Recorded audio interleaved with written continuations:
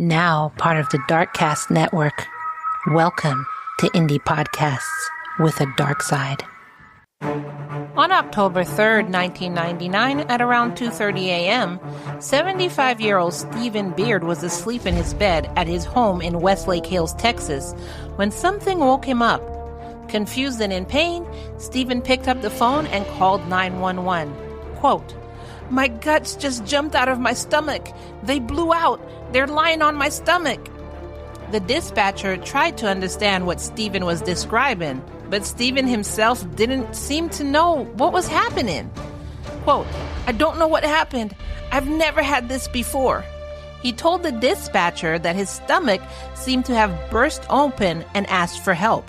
He also asked if someone could try to reach his wife, Celese Beard, who he believed was somewhere else in their 5,300 square foot home.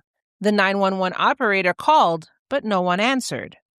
When the first officer arrived, repeated knocks on the door and ringing the doorbell got no response.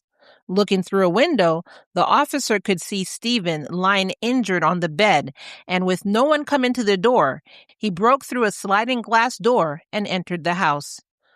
Only after officers were already inside the house did Celeste and one of her daughters emerge from another wing of the home. As paramedics began examining Stephen, there was still confusion about what exactly happened. Stephen weighed around 300 pounds and had previously undergone hernia surgery. Emergency responders initially thought that maybe a surgical incision had somehow failed, causing his intestines to protrude. But then, police found a spent shotgun shell near the bed, and suddenly, the situation looked very different. Welcome, lambs. Welcome to a new episode of Love and Murder, Heartbreak to Homicide, your weekly true crime podcast telling you cases of relationships that turn to murder. I am your host, Kai, and in today's case, we talk about a wealthy Texas businessman who survived being shot in bed, only for investigators to uncover a love triangle, multiple alleged murder plots, and a woman accused of convincing someone else to pull the trigger for her. But before we get back to that case, don't forget to subscribe to Love and Murder on whatever platform you're currently listening on. That way you don't miss an episode whenever it drops. The best way that you're able to make sure you don't miss an episode is by subscribing on the Patreon. You can actually do that for free. Patreon.com/Love and Murder. As a free sub, you do get some bonuses, but you definitely never miss an episode that's coming out because it is emailed directly to you. If you want more, for instance, not to hear this intro, just to get right into the case. You want case extras like pictures, videos of the trial, and even when we have our after show, then you can join the Patreon at any one of the bonus tiers, starting at $3 a month or above. Patreon.com/Love and Murder. Speaking of which, one of the most disturbing bonus episodes currently available on the Patreon is the case of April Tinsley. After an 8-year-old girl was abducted and murdered, her killer didn't just disappear. Instead, he spent decades taunting investigators, threatening other children, and leaving behind disgusting clues while hiding in plain sight. Join the Patreon at the $5 a month and above tiers to get that bonus episode. And also another one that's coming out this week is a case of a mother who left her toddler with a trusted friend while she went to work. Just hours later, she received a phone call claiming her son had eaten soap and was having an allergic reaction. However, doctors would later discover something far worse was going on. So just go ahead and join the Patreon, patreon.com/Love and Murder. And everything that I listed here is all in there. Patreon.com/Love and Murder. Plus, don't forget that you are helping to support the podcast and you help keep the victim stories alive. Now that we got all that housekeeping out of the way, let's get back into this case of Love and Murder. Stephen Beard was a lift yourself up by the bootstraps success story. He was born in 1924 and built the kind of life many people only dream about. He served in the U.S. Navy, attended Texas Christian University and Southern Methodist University, and eventually built a successful career in radio, advertising, and television. By the 1990s, he was a wealthy media executive who sold his share of a television station, KVBO, which is now KEYE, for $54 million, which that was back then in the 90s. Today, that would be about $107.4 million. In the 1990s, Rupert Murdoch wanted to buy the station, and Stevens sold it for that staggering amount. Although his personal net worth at the time of the case was estimated to be about $12 million, which today that would be about $25 million. I was going to read off the whole thing, but let's just say $25.6 million. Stephen was known as a gregarious, big teddy bear who could own a room with his jokes, even if they weren't always politically correct. He was also a man of routine, enjoying martini lunches at the Austin Country Club and a 5 o'clock routine of vodka with a lemon rim, specifically a brand called Wolf Schmidt. Around that same time, 30-year-old Celeste Johnson was working as a cocktail waitress at that same club. Now, Celeste's life had been very different from Stephen's. Born on October 13th, 1963, and adopted as a baby, Celeste later claimed that she endured a difficult childhood and alleged that her adoptive father physically abused her, causing her to attempt suicide during puberty. She described herself as being, quote, used to getting abused by men, and claimed to have scars all over her body from being beaten. By the time she met Stephen, she had already been married 3 times and was raising identical twin daughters, Jennifer and Christina. Her first marriage was to Craig Bratcher, when she was 17 years old. She had been attending a strict parochial school when she met him and became pregnant with twin daughters. Eventually, the marriage ended in divorce after what Celeste described as an abusive relationship. She actually described Craig as, quote, very abusive and very, very jealous, claiming that she wasn't even allowed to leave the house without him. After their divorce, a lengthy custody battle followed before Craig later died by suicide in July 1996. After 2 more failed marriages to Henry Wolf, referred to as Harold, and Jimmy Martinez, Celeste relocated to Texas with her daughters and began working at the country club. Those who knew her in Austin called her a looker who was personable, charming, and the life of the party. However, her daughters remembered a far more unstable upbringing, saying that they were often neglected and sometimes, quote, dropped off in a foster home without even understanding why. According to Celeste, in 1993, shortly after Elise's death, Stephen approached her while she was working, and the two quickly developed a relationship. While other waitresses reportedly avoided him because he could become gruff and angry when drunk, Celeste stepped in saying, quote, I'll take care of it. I've got Steve. They bonded quickly, and that's when, within 3 weeks of Elise's death, they began dating. Celeste claimed that one day she had given him a hug after his wife died, and shortly after that happened, Stephen asked her to come to his house with a verbal contract.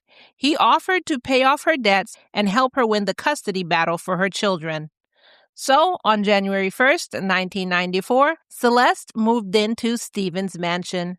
Then, on February 18th, 1995, the couple got married. But almost from the beginning, there were problems. Now, I know some people's first thing is, oh, that's because they got married so fast, blah, blah, blah. But I literally know people who has gotten married like 3 months after meeting each other, a week after meeting each other, and they've been married decades, happily married, no problems, no cheating, they love each other. So it's on a case-by-case basis. If Celeste was an amazing human being, I'm sure this could have worked out. But even according to her children, she was just dropping them off at like foster homes and stuff. So she doesn't sound like she's that kind of person that you could marry immediately and it'll be a happily ever after. Friends and family viewed Celeste as a gold digger, a label that she later leaned into by calling the marriage, quote, transactional, saying that Stephen wanted a trophy wife and, well, she wanted millions. Now, Celeste's spending was legend. Wait for it. Dairy. She had a monthly allowance of $15,000 to $35,000. You heard, a monthly allowance. And that was back then. So, of course, I did my due diligence and I looked up how much would that be now. That would be $32,000 a month to $74,000 a month. That was her monthly allowance. One can only wish. But even though I'm sitting here wishing for even half of that as a monthly allowance, she would usually blow through it within days. I can't fathom how you blow through even 32,000. Even let's go back to the 15. I don't know how you blow through $15,000 within days. Within days? I don't know. Probably because I ain't rich, so I can't see that, but I guess. She would usually spend over $1 million, so today that would be $2.1 million, in just 4 years on jewelry, vacations, and designer clothes. I'm not big into designers, so that wouldn't be a big thing for me. I do like jewelry, but I'm also like, I watch my money like crazy, so I know I wouldn't be spending $15,000 on jewelry either. Not on vacations, the traveling's where my money would go to. So, okay, I can see that there. The tension reached a breaking point when Stephen discovered Celeste had been stealing his late wife's jewelry from a safety deposit box to sell it. Woman, you got $15,000 a month. And if that wasn't enough, they went up to $35,000 even a month. And then you're stealing from his late wife, which that jewelry now belongs to her children. Trash. Basura. Just 4 months after the wedding, Stephen filed for divorce. However, that divorce didn't last long, and the couple reconciled after Stephen gave her $500,000, $500,000 back then, which was like $1.067 now. So like $1 million. So $500,000 back then, $1 million to nullify their prenuptial agreement. Can you? I'm going to say he was an elderly man and he was lonely. So she she did manipulate the crap out of him. She was probably saying, how much I love you. I'm so sorry. I won't do it again. Blah, blah, blah, blah, blah, blah, blah. So anyway, he believed whatever she was saying, whatever she told him to do that. And he paid to rip up his prenup against her or against anybody. That's crazy. And then, so she now has this $500,000, or think about it in 2026, $1 million. And she spent that in 6 months. Even though they got back together, the relationship remained volatile, which I could figure because she seems like a peach, a gem. Wow. Stephen eventually adopted her twin daughters just before they turned 18 and became a father figure to them. With their background, Stephen provided something that they had rarely experienced before: simple consistency. For a while, it appeared the family had settled into life together. But while all this was going on, Celeste's mental health deteriorated. She once threatened a family with a gun, leading to her voluntary admission to St. David's Pavilion, a psychiatric facility, in February of 1999, and she went in there for depression. While she was there, she met Tracy Tarleton, a woman who managed the popular Austin bookstore, Book People. Tracy had been battling her own mental health issues, and according to her, the two of them became close almost immediately. Quote, "I felt like I loved her, and I believe she loved me."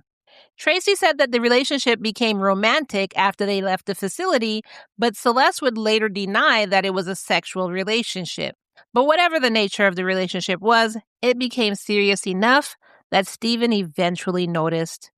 During a barbecue at the Beard house, Stephen saw Celeste and Tracy kissing. Witnesses said that he was furious, and he immediately threw Tracy out of the house and banned her from coming back. This leads us to the night of October 3rd, 1999, and when Stephen called 911. The shotgun blast had hit Stephen in the abdomen, and remarkably, he survived. So remember, at first they thought it was like stitches coming apart, but they found a shotgun shell casing. Well, it had hit him in the abdomen, and he did survive. He was immediately transferred to the hospital, and after emergency surgery, he ended up spending months in the hospital recovering from that wound. I cannot even imagine. When police asked him if he thought that his wife was involved, he replied with, quote, "No, God damn it, absolutely not." Meanwhile, investigators began looking into what happened. They noted that while the bedroom appeared ransacked and dresser drawers were open, valuables and jewelry were left untouched, leading them to believe the scene had been staged to look like a robbery. They also had another question to figure out: who had actually pulled the trigger? When police asked people who knew the family about potential suspects, nearly everyone except Celeste suggested they investigate this woman named Tracy. Witnesses said that the two women had an unusually close relationship and that Tracy was often at the Beard mansion. Stephen's adult biological daughter from his 45-year marriage to Celese and other members of Stephen's family were highly skeptical and suspicious of the relationship from the beginning. Stephen's family and friends doubted that the couple's relationships was based on, quote, real love, and were suspicious that Celeste, who was 35 years younger than Stephen, had married him primarily for his $12 million fortune. A neighbor's sentiment, which was shared by those close to Stephen, was that the couple, quote, didn't have anything in common except his money. As Stephen was being prepared for transport to the hospital, Celeste whispered to her daughters, quote, "If the police ask you who might have done this, don't mention Tracy's name." Jennifer and Christina became suspicious after that. When investigators began asking questions, the twins immediately told them about Tracy. 5 days after the shooting, detectives visited this Tracy's home. She voluntarily showed them her Franchi 12-gauge shotgun, which had her name inscribed on it.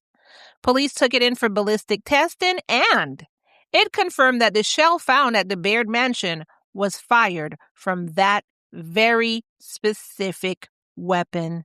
And on that same day, October 8th, 1999, Tracy was arrested and charged with assault. At first, she refused to implicate Celeste in any way, insisting that Celeste had nothing to do with the shooting. While the criminal case against Tracy moved forward, Stephen continued fighting for his life. After nearly 4 months in the hospital, he was released in January of 2000 and returned home under Celeste's care. But his recovery didn't last long. Just days after leaving the hospital, on January 25th, 2000, Stephen died from complications related to the gunshot wound. According to reports, he died from a blood clot and sepsis that were directly linked to the injuries he suffered during the shooting. With Stephen's death, the attempted murder/assault case now became a murder investigation, and Tracy's charges were upgraded. After his death, his will was read, and Stephen explicitly named the twins in his will, alongside his biological children from his first marriage. Also, under the terms of the will, Celeste was set to receive $6 million. For investigators, Stephen's death also raised the stakes. They already had the woman they believed pulled the trigger sitting in jail, but they still weren't convinced they had the whole story. The more detectives looked into the relationship between Tracy and Celeste, the more questions they had. Why would Tracy risk everything to shoot a man she barely even knew? And if this was really about love, why was Celeste already benefiting financially from Stephen's death? As detectives continued digging, they began uncovering evidence that suggested the shooting may not have been Tracy's idea at all. Then, in March 2002, the entire case changed. After spending 2 years in prison, Tracy suddenly agreed to cooperate with prosecutors. Well, for a plea deal, of course. And when she did, she confirmed that she hadn't acted alone. According to Tracy, the person who had convinced her to kill Stephen was Celeste. Tracy claimed that the kiss at the barbecue was the turning point for Celeste, and after that, she convinced her that Stephen was abusive and controlling and repeatedly talked about wanting him dead. She claimed Stephen was making her miserable and that there was no way for them to be together as long as he was alive. According to her, Celeste said, quote, "He's an old man. He's going to die soon, but not soon enough." That testimony gave prosecutors a witness who was willing to place Celeste at the center of the murder plot. When asked why she finally decided to start talking, Tracy told investigators that while she sat in jail, she read in the newspaper that Celeste had remarried. That's right. In a move that shocked absolutely no one, Celeste married her fifth husband, a carpenter named Cole Johnson, in 2000, just 6 months after Stephen's death. After the wedding, Celeste changed her legal name to Celeste Beard Johnson. Tracy said that when she saw that in the papers, it was a, quote, gut punch, and she realized that Celeste's claims of love for her had been a sham and a lie. She said that she felt betrayed that Celeste had moved on so quickly with another man while she sat in jail facing a murder charge. Tracy then agreed to testify against Celeste for the prosecution. Around the same time, Celeste's daughters provided another ace for the prosecution. That's what they called it, an ace. A secret recording Christina had made where Celeste had screamed, quote, "I hired somebody to kill Tracy." On March 28, 2022, nearly 3 years after Stephen was shot, Celeste was arrested and charged with capital murder. Then the trial started on February 3rd, 2003, becoming the first live court TV broadcast in Austin's history. Celeste maintained her innocence, as we would expect her to, because why would you say you're guilty when you're absolutely guilty? Anyway, she pled not guilty, and because the state did not seek the death penalty, there would be an automatic life sentence if the jury found her guilty. From the beginning, prosecutors Gary Cobb and Allison Wetzel argued that this wasn't a crime of passion or spur-of-the-moment decision. It was a calculated murder-for-hire plot orchestrated by Celeste. They painted her as a cold-blooded gold digger who orchestrated her husband's death for pure financial gain. Their core argument was that Celeste, fearing Stephen was on the verge of divorcing her due to her extravagant spending, used her, quote, sexual prowess to manipulate a mentally fragile, to manipulate a mentally fragile Tracy into doing her dirty work so she could secure a $6 million inheritance. Now, I hear what you're saying, and I agree with everything except the mentally fragile Tracy part. Like, everything else could stay. That needs to get out of there.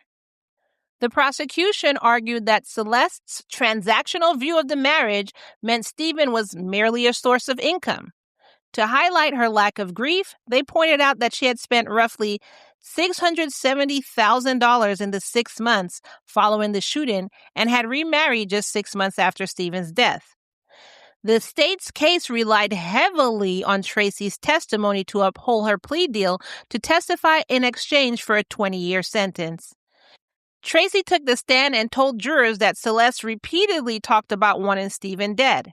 According to her, Celeste complained about Stephen constantly and painted him as a controlling husband who made her life miserable. She'd said that she would be driven to suicide if she stayed married to Stephen. Over time of that constant in her ear, Tracy said that she became convinced that killing Stephen was the only way they could be together. I mean, as much as she in your ear, you could have done the same thing to her and convinced her to just divorce Stephen. I mean, there was that. The state then introduced evidence that the shotgun blast was not Celeste's first attempt to kill Stephen. Witnesses testified to several other murder plots. The first was poisoning. Celeste reportedly bought a poisoner's handbook. What? From Book People, the bookstore where Tracy worked, and attempted to grow botulinum toxin in 3 to 4 large mason jars on her back porch, intending to stir it into Stephen's favorite chili dogs. While Celeste famously claimed that she never cooked, Tracy said that preparing these chili dogs were, quote, her dish. Prosecutors also called Jennifer and Christina to testify. They testified about Celeste's verbal abuse and her open hatred for Stephen, who she called warbucks or fat old moneybags. The twins told jurors about the strange things they had witnessed in the years leading up to the shooting. They said that Celeste would often spike Stephen's drink with Everclear to increase the alcohol content without him knowing, and would stir sleeping pills into his food. She was giving him alcohol and sleeping pills? Jennifer and Christina testified that Celeste referred to these nightly cocktails as a, quote, graveyard. I mean, she said it because they were intended to make him pass out so she could sneak out to see Tracy. But alcohol and sleeping pills, and you're calling it a graveyard, I'm pretty sure you called it that for some other reason. Because if you were just trying to make him pass out and sleep hard, you would have called it the lullaby or something like that. You know what I'm saying? The sleepwalker, the dreamer, something like that. Something dealing with sleeping really hard. You called it the graveyard because mixing alcohol with especially sleeping pills can kill you. There was also talk of a, quote, Sunday service or, quote, Sunday suck, which were crude terms that Celeste used to describe specific sexual acts she felt she had to perform to keep her trophy wife status. The Sunday suck was used to describe, oral sex that she performed for Stephen, typically on Sunday mornings. The prosecution focused on this term to illustrate Celeste's cold and transactional view of her marriage. According to testimony, Celeste was quite open about these acts with her daughter, ew, oh my God. Ma, if you're listening, I don't know if you're listening, but if you are listening, don't you ever, this will be the first time in life that while you're talking, I walk out on you. I will walk out on you. I don't, ew. Ugh. How many of y'all have mothers or parents who are just really open with you about their sex life? Y'all are going to be like, oh, that's a natural part. I know it's a natural part of life that I don't want to hear from my mom about, or my aunts, or my uncles, or any of my elders. Yeah. Get on me if you want. I don't care. But no, people that's my age, my peers that, I grew up with, sure, whatever. My mom and her siblings, yeah, no, that's a huge hard pass. But Celeste didn't, come from my way of thinking, so she was quite open about these acts with her daughters, reportedly telling them that it was, quote, time to go make some money. That's so trashy. Oh, God. And she would say this when she was off to perform these acts. So she's literally telling her daughters, I'm going to keep it classy, so I'm going to say it like this. But she basically told her daughters, well, I'm off to perform some fellatio. I don't even know what I would do if my mom told me that. I would pour hot water in my ear so I could never hear anything again. I don't even know, but then that'd be the last thing I heard, and that's going to be stuck in my head as the last thing I heard. Maybe I'd check myself into a mental hospital for a little while to find tools of how to erase that from my memory. I couldn't even imagine. I couldn't imagine. That was really diabolically trashy of her. So according to the prosecution, this supported their argument that she viewed herself as a trophy wife who provided sexual services in exchange for Stephen's money. Would we really call that a trophy wife? That's not my definition of a trophy wife. You know what I'm saying? That's my definition of something else, but not a trophy wife. Am I completely off in that? Witnesses and testimony revealed that she used several variations for these scheduled encounters, including Sunday blow day or simply the Sunday service. Jennifer and Christina found these revelations deeply disturbing, as you heard my take on it. During the trial, it was noted that the girls should not have to know such intimate and graphic details about their mother's sexual relationship with her husband. 100%. The prosecution emphasized these terms to prove to the jury that Celeste had no genuine affection for Stephen and instead saw him as a paycheck she eventually wanted to eliminate to secure her full inheritance. I mean, she was only getting, and I say only in terms of her way of thinking, because if I was getting $6 million, the word only wouldn't be anywhere in there. But according to her way of thinking, she was only getting $6 million, which she would have run through by the end of the year. So, I mean, wasn't it more beneficial to you to, not be a dick, be good to him, and live off his money, since that's what you said your relationship was based off of? Because if he dies, you only get $6 million. If he's alive, you have access to whatever he has. Again, this is just according to her way of thinking, not how I think at all. The twins also testified about conversations that suggested their mother wanted Stephen gone.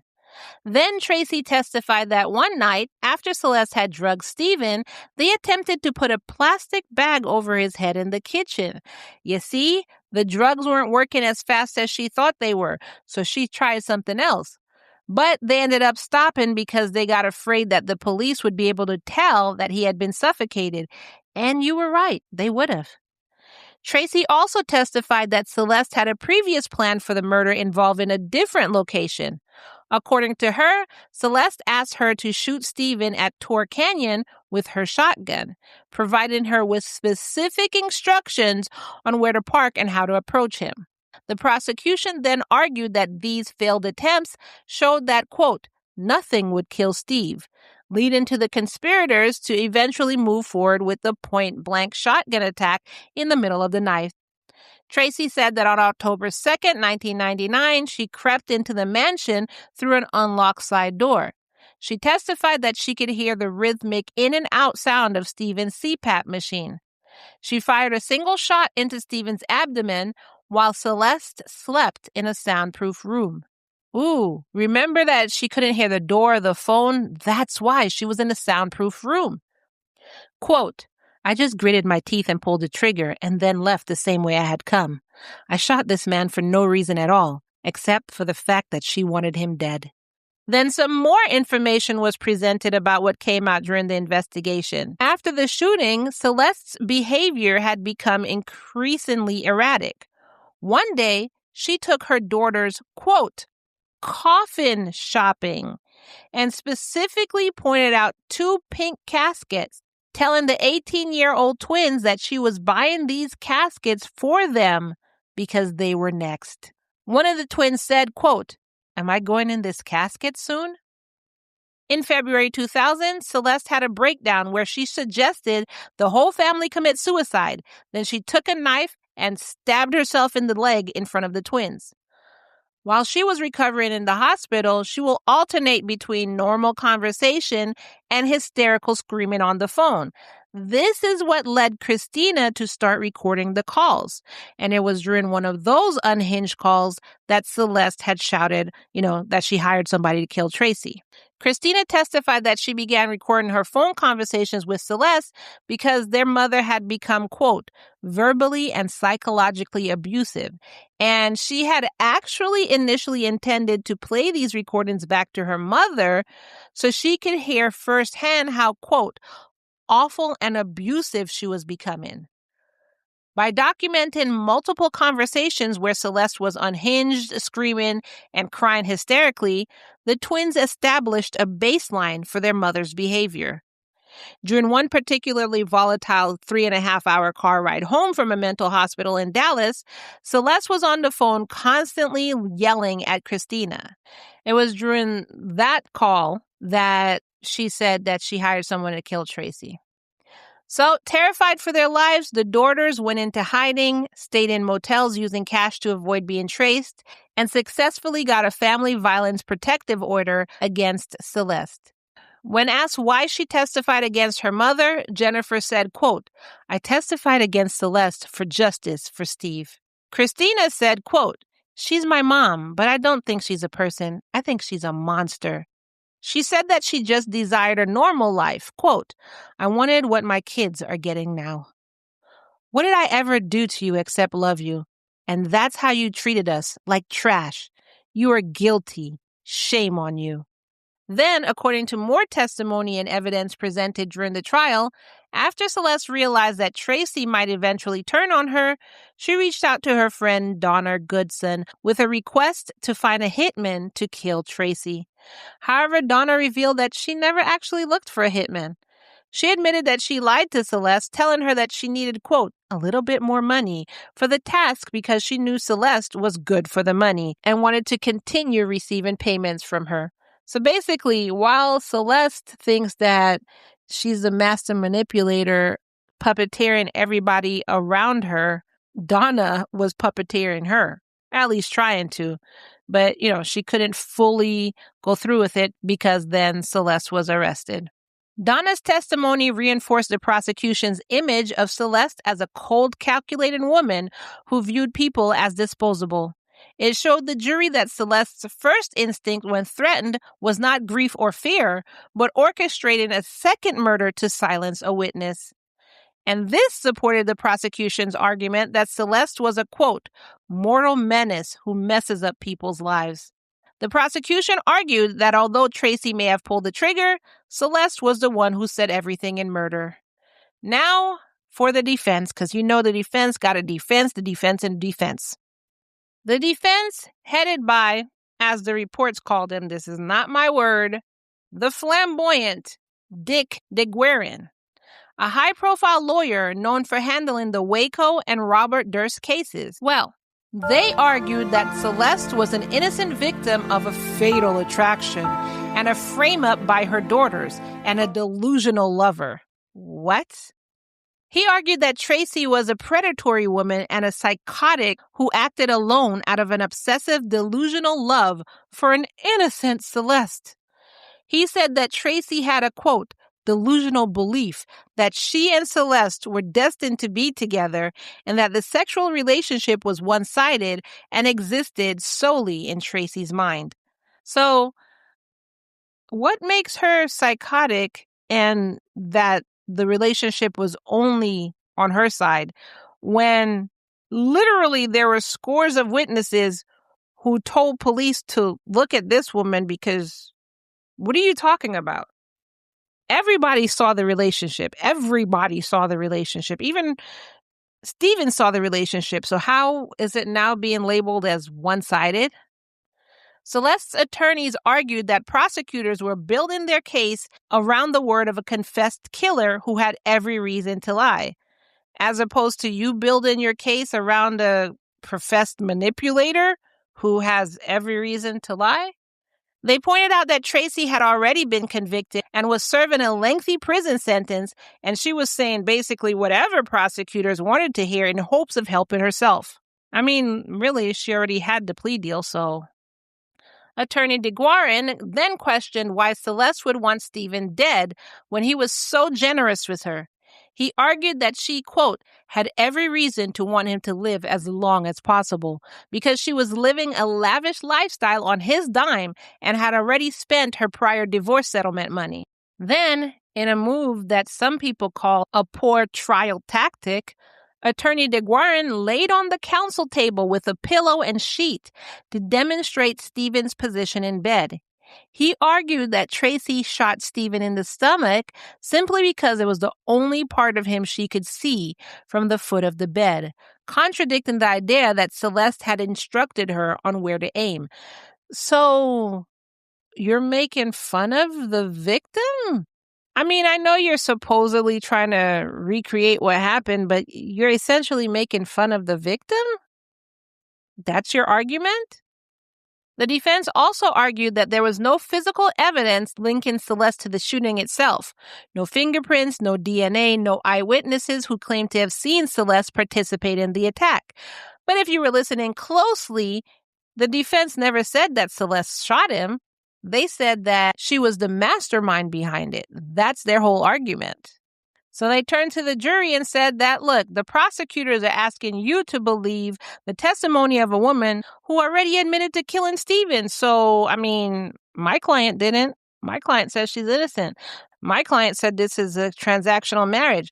Why are you not believing my client, but you believe in the word of a convicted killer? Then they attacked the twins' testimonies.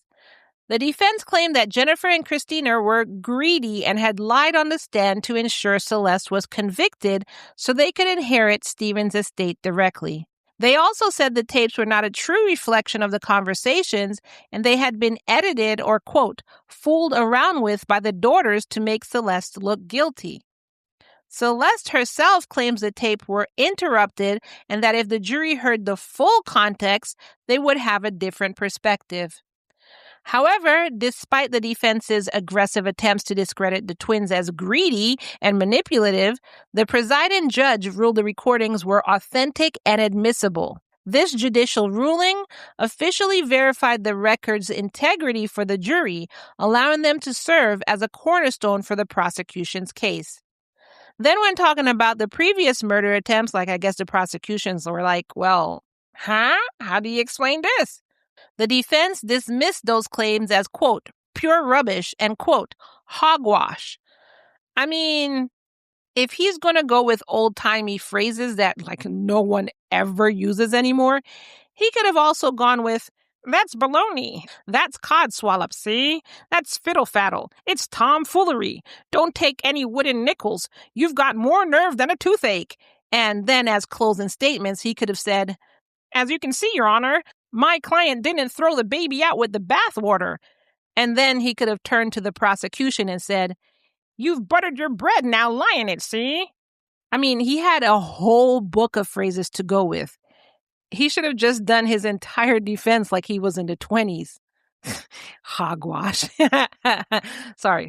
I got way too carried away with that.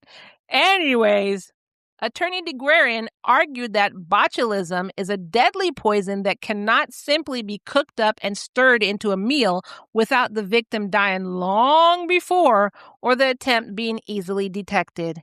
He maintained that there was no medical or physical proof that Stephen had ever been poisoned in this manner.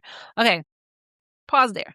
I could debunk all of these arguments that I'm seeing that were just in reports. I didn't watch the trial myself, so I'm just going with the reports. I didn't see it come or hear it come out of his mouth. But everything that's coming out, according to the reports, I could debunk. Okay.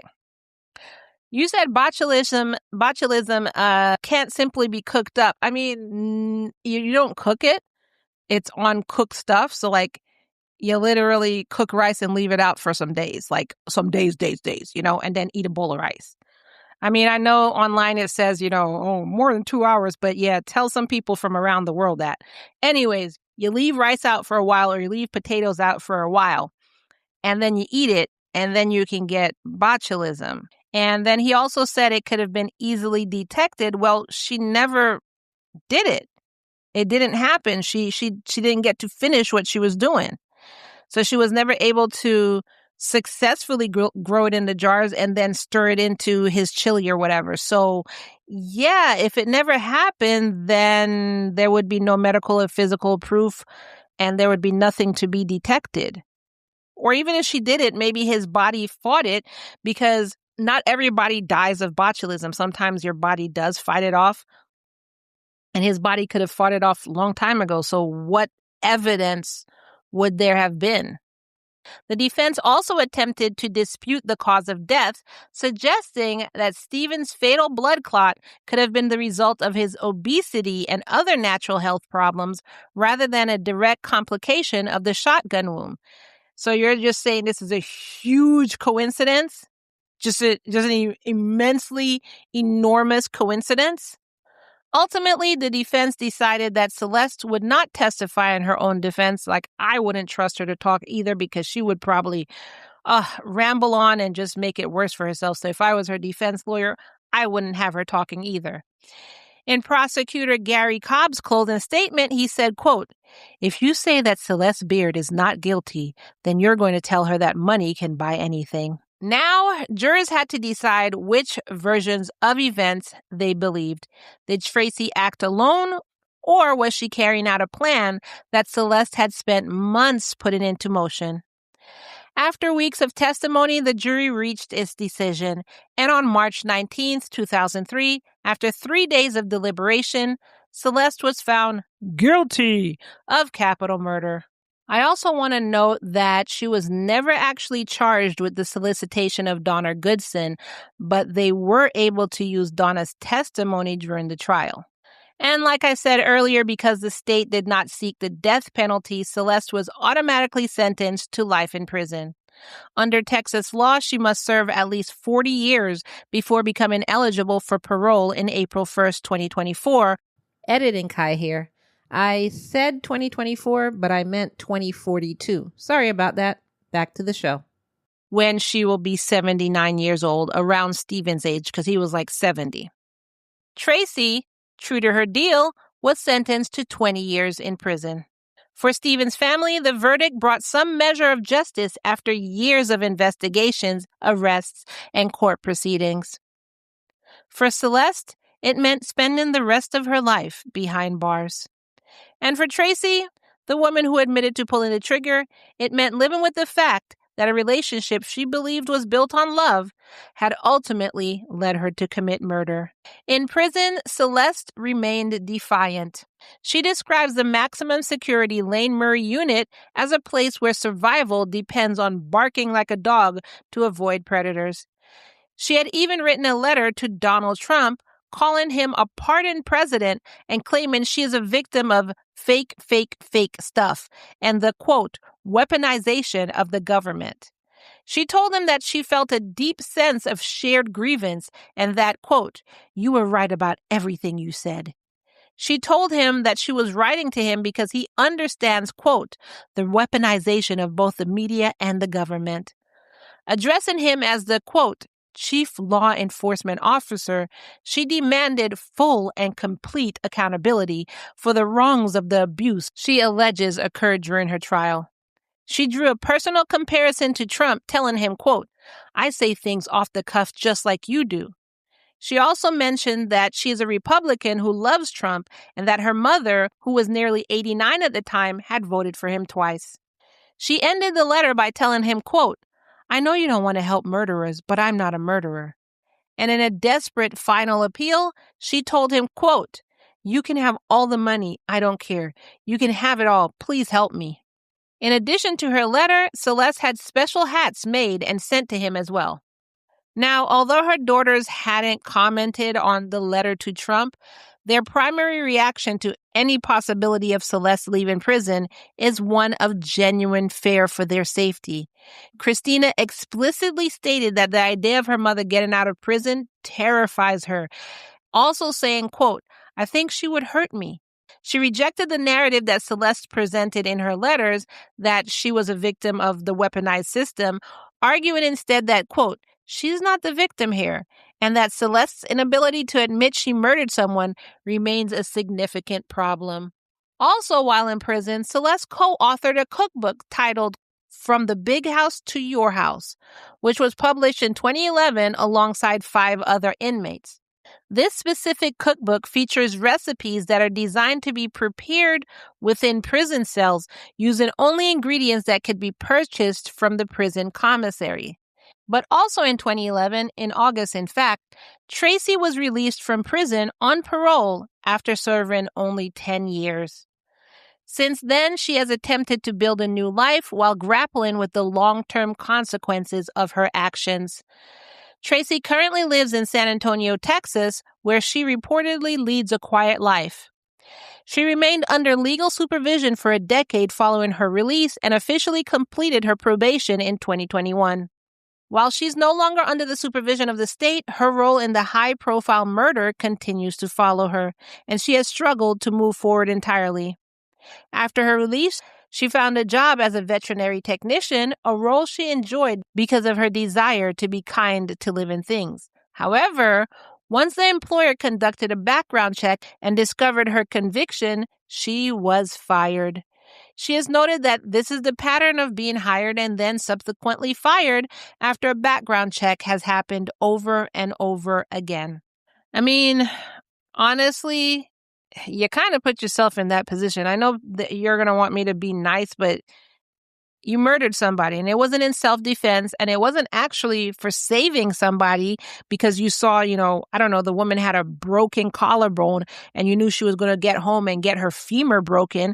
So it wasn't for any kind of defense, or somebody broke into your house, which again is defense.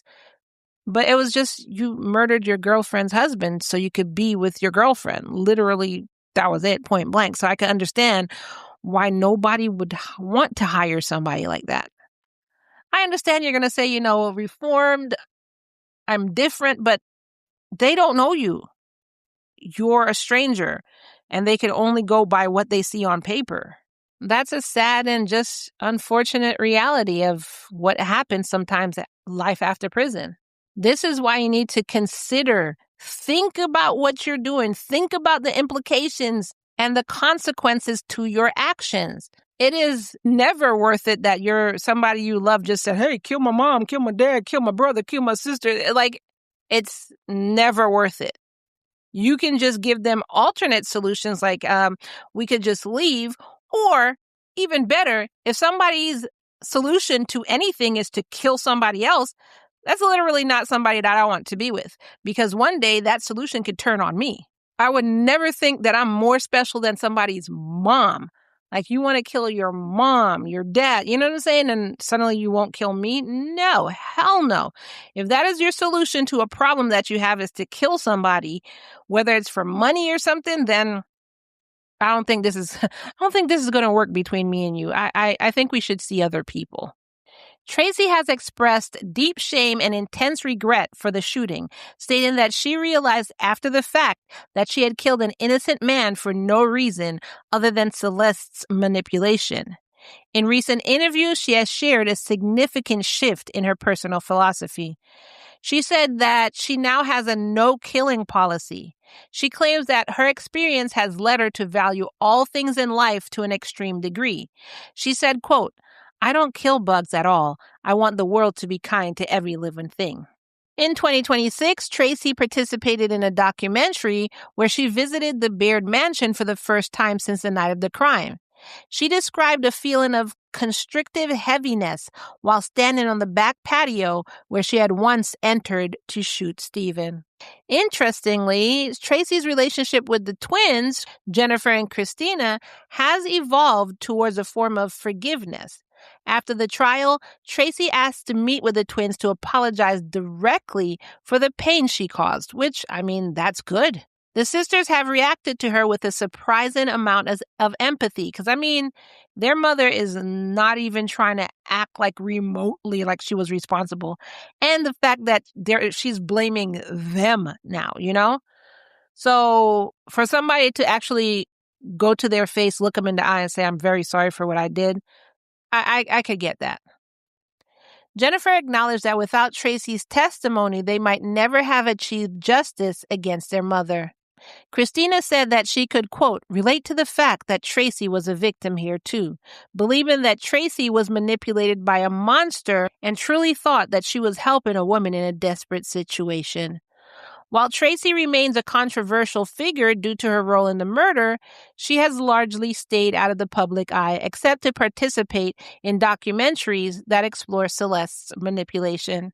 Then, shockingly, on October 29th, 2017, Jennifer was shot multiple times during a mass shooting at a party in Austin that she was hosting. Her then roommate, Randall Jones, opened fire, shooting Jennifer and 3 other people. While one victim tragically died that night, Jennifer survived after being shot multiple times in her chest and stomach. She was rushed into emergency surgery where, in a remarkable coincidence, the same surgeon who had worked to save Stephen's life after he was shot in 1999 was the surgeon who operated on Jennifer. She underwent surgeries to her chest that were identical to the ones Stephen had received. Jennifer required a total of 10 surgeries to recover from her wounds. While she survived the attack, the injuries left her struggling with stamina and unable to work. As a result, she relies on her twin sister for financial support. Jennifer has said that this experience gave her a much stronger bond with Stephen, as she now understands, quote, 100% the pain and suffering he endured before his death. On May 29, 2026, Celeste gave a prison interview for Interview with a Killer, where she continued to maintain her innocence and accused her daughters of framing her. See what I'm saying? She's still on that bullshit. She said that they were conspiring with law enforcement, so it's the police, Tracy, and her daughters against her. So they were conspiring with police and Tracy to try and frame her. She claims the twins turned on her specifically for financial gain related to Stephen's estate. She said that it was her own fault that her daughters were able to deceive authorities, saying, quote, "It was my fault for teaching them how to lie and for planting the seeds by telling them they would receive Stephen's money. Oh, woe is me. I am only guilty of one thing, just one thing in this life, and that's being too good of a mother." Oh! When asked about the terms Sunday suck and Sunday service, Celeste dismissed them as bull, though she did admit that she viewed the marriage as transactional and that Stephen specifically wanted a trophy wife. She also maintained that the incriminating audio recordings where she discussed hiring a hitman was spliced or edited to make her appear guilty. Her twins are just such 007 and 008 that they got police on their side, Tracy on their side, and probably the CIA, I guess, who can splice tapes for them. Celeste also claimed that her and Tracy had not actually kissed that day at the barbecue, but rather that Tracy had, quote, just grabbed me and kissed me, or simply, quote, tried to kiss her. From Celeste's perspective, Stephen represented the stability, wealth, and security that she had been searching for. In exchange for this security, 70-year-old Stephen gained a beautiful younger woman to have on his arm in social circles. Then, as the interview continued, her demeanor quickly shifted from defensive to openly hostile when challenged by the evidentiary record. During her sit-down with reporter David Scott, Celeste became increasingly enraged by his straightforward line of questioning. When she felt the reporter was being too aggressive and antagonistic, she claimed his attitude was politically motivated, saying, quote, maybe because I'm a Republican and I love Trump. Enraged by questions regarding her predatory behavior towards older men and her relationship with her daughters, she abruptly ended the session, telling the reporter, quote, we're done, and calling him an asshole as she walked out. As she left the room, she was caught on hot mic muttering insults such as stupid idiot and dumb. Celeste also uses interviews to talk about life behind bars, and she frequently mentions her role as a co-author of 3 prison cookbooks. So I don't really think she's using these interviews to say she's sorry. Well, I know she's not, but I don't think that she's using these interviews to highlight her life behind bars. I think she's using them to get more money, basically constantly talking about her cookbooks, and maybe that'll bring her in more money and she could be rich in jail. She described the prison environment as wild and claims to have suffered physical injuries, well, yeah, you're in jail, including needed neck surgery after being ripped out of her wheelchair by another inmate. Despite her previously calling the media conspiracy, Celeste concluded one of her most recent interviews by inviting the reporter back months later to continue the discussion. Is she getting lonely in jail, so she decides that she's going to deal with the fake media, the conspiracy-led media? And to this day, from the Lane Murray Women's Prison, Celeste continues to proclaim her innocence.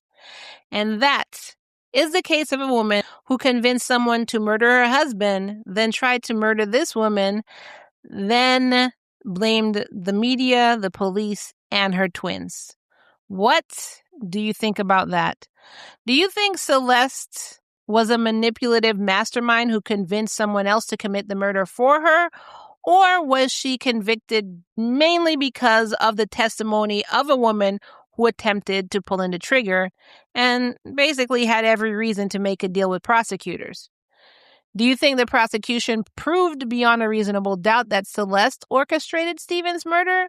Or do you think there are parts of this case that will still leave room for doubts? Let me know your thoughts in the comments below. Oh, and by the way, Celeste's fifth marriage ended in divorce as well.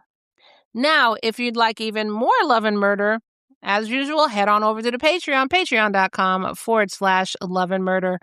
One of the bonus episodes we currently have available covers the case of an 8-year-old April Tinsley, a little girl whose killer managed to avoid capture for nearly 30 years while continuing to taunt police and terrorize children in the community.